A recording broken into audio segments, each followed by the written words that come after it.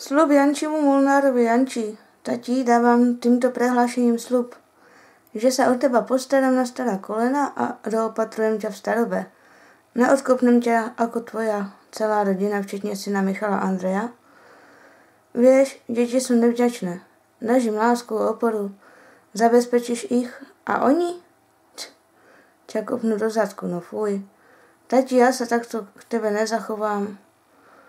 Tým, že mám peklo v živote a dojebaný celý život vďaka tej harpy Astrige Daniele Molnárovej, narodené 57, som sa rozhodol a sľubujem pred Bohom, že pri tebe budem stať v dobrom aj zlom.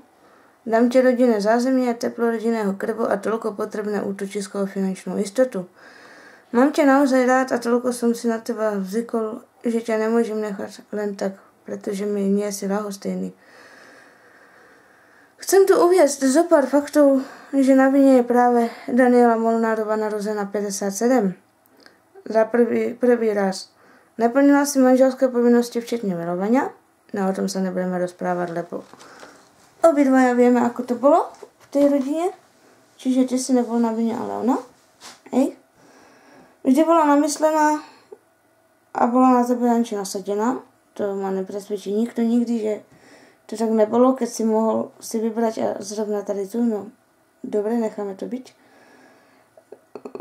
Za dobu, čo som u vás bol, tak v jednom som ťa ohovorala a hrešila na teba.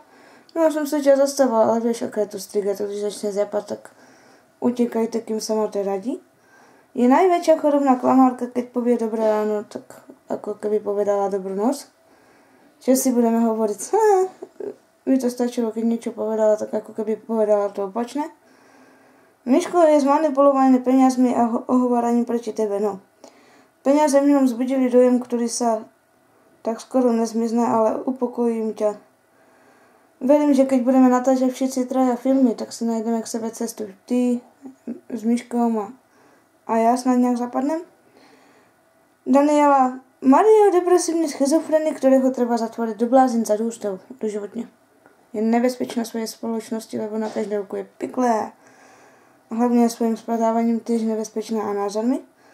Je posednutá arcidiablom a navíc bosorka, čiže keď budú teraz budúci apríl palenie bosorek, tak máme kadečku na to.